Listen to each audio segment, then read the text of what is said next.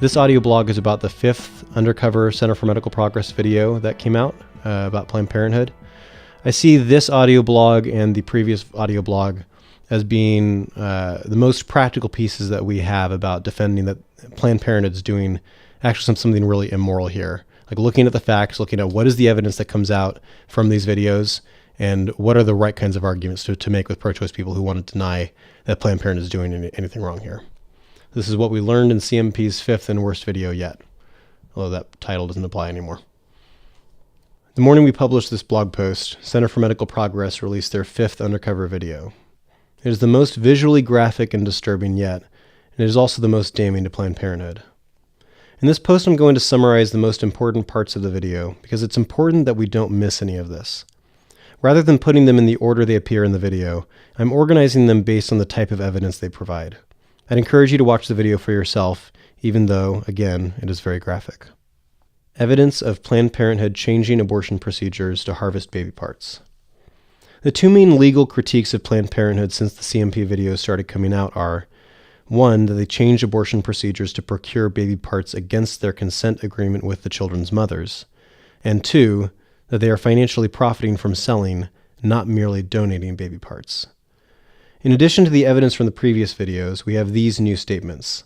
This is from Melissa Farrell of Planned Parenthood. And we've had studies in which the company, or in the case of the investigator, has a specific need for a certain portion of the products of conception, and we bake that into our contract and our protocol that we follow this. So we deviate from our standard in order to do that. Again, she said, so we deviate from our standard in order to do that. Later, one of the investigators posing as a buyer asks Farrell, could you adjust the procedure if you knew, okay, they need a high volume of this? And Farrell is saying, and nodding the whole time. They are perfectly willing to change procedures if that will help them get the baby parts they want. Financial benefit, not just compensation for the costs of donating. Planned Parenthood and their many apologists have been insisting with every video that they do not get any financial benefit from their quote-unquote donations of baby parts. But in the most recent video, you can see Farrell of Planned Parenthood nodding along in agreement while the buyer talks about the financial benefits to them getting the right specimen. I'm glad that you had that background so that you see the financial benefits of getting the right specimen and getting it intact, and if you have to change the procedure just a little bit within the framework that keeps it, we're all talking about it the same way in the right way, but that financial gain and the to your staff just knowing this is the end. I think everyone realizes, especially because my department contributes so much to the bottom line of our organization here, even though we're one of the largest affiliates. Our research department is the largest in the United States, larger than any of the other affiliates combined. Wow. Note that Farrell said, and then I think everyone realizes, especially because my department contributes so much to the bottom line of our organization here. Selling intact babies. CMP President David Daleiden said in a recent CNN interview that they have a video of STEM Express higher-ups admitting they receive intact specimens. A restraining order is currently against them releasing the video itself, but given Daleiden's description of it, this is an additional charge against Planned Parenthood that we should pay attention to. The video they released today showed evidence that Planned Parenthood is willing to give the buyers intact quote-unquote specimens. Here are 3 relevant portions. So just depending on the patient's anatomy, how many weeks, where it's placed in the uterus, we're going to potentially be able to have some that will be more or less intact, and then some that will not be. Right. So, but it's something that we can look at exploring how we can make that happen, so we have a higher chance. When it matters, in the cases of when it's mattered, and the physicians also need an intact specimen, they can make it happen. Right. See, so that's the thing. So for a study like that, if we could provide, just a whole cadaver, and then they can take exactly what they want with the full quality, and everything, that is actually going to be ideal for them.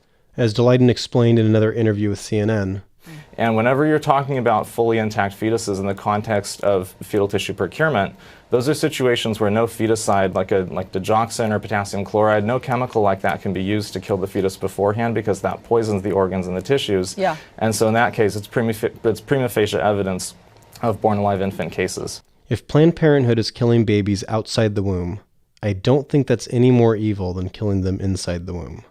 However, it is still relevant because there are reasons Planned Parenthood doesn't advertise that, including severe legal implications.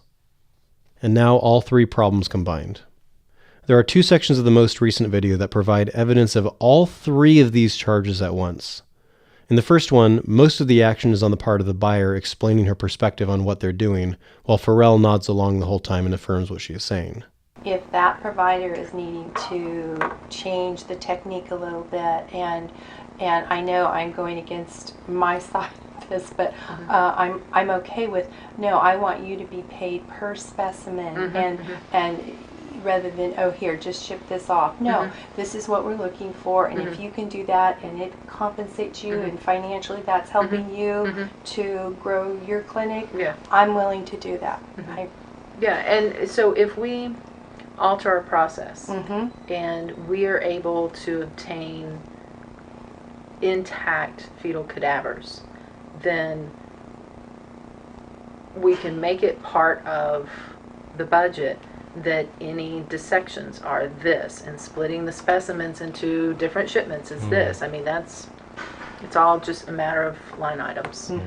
Then you have an agreement that the compensation should be higher for specific specimens, which doesn't make sense if Planned Parenthood's compensation for a donation story is true, and a discussion of how to justify it so they can deny they are selling baby parts.